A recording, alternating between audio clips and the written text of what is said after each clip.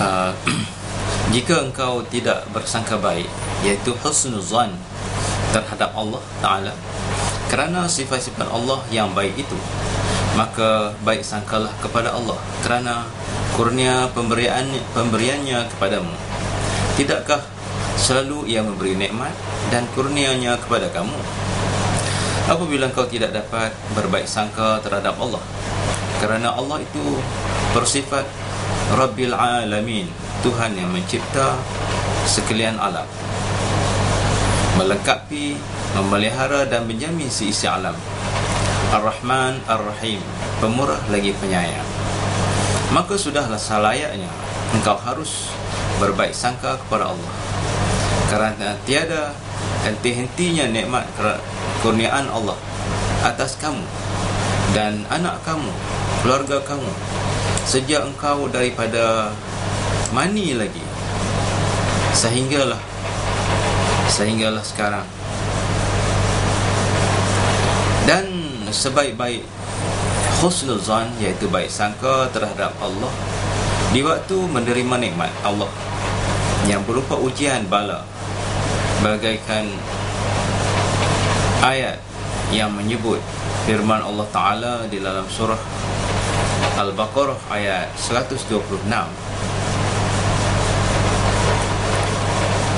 yang bermaksud, mungkin kamu enggan tidak menyukai sesuatu padahal itu baik bagimu. Dalam surah An-Nisa ayat 19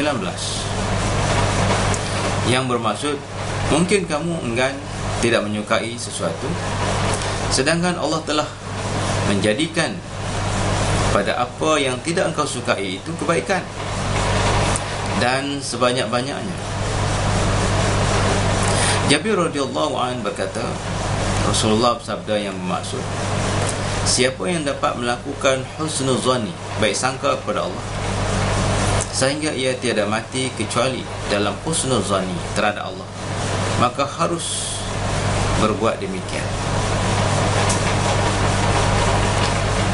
Dan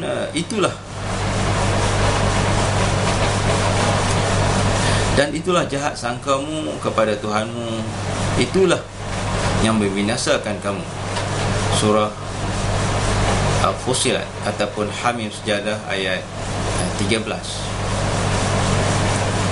Abu Hurairah radhiyallahu anhu berkata, Rasulullah bersabda, sesungguhnya baik sangka terhadap Allah itu sebaik-baik kelakuan ibadah kepada Allah.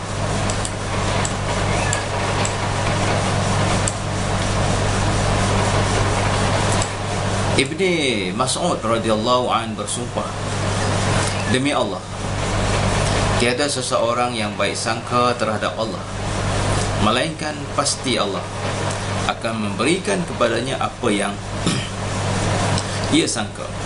Sebab kebaikan itu semuanya di tangan Allah. Maka apabila Allah telah memberi husnuzan, berarti Allah akan memberi apa yang disangkanya itu. Maka Allah yang memberinya husnuzani berarti akan melaksanakannya. Abu Sa'id Al-Khudri radhiyallahu anhu berkata, Rasulullah sallallahu alaihi wasallam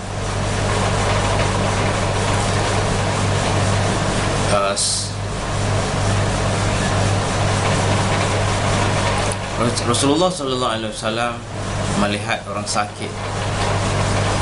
Maka Rasulullah bertanya kepada yang sakit itu, bagaimanakah sangkaan kamu terhadap Tuhanmu? Jawabnya, ya Rasulullah, husnuzani. Maka bersabda Rasulullah sallallahu alaihi wasallam, sangkalah sesukamu kepada Allah, maka Allah selalu akan memberi apa yang disangka oleh orang-orang.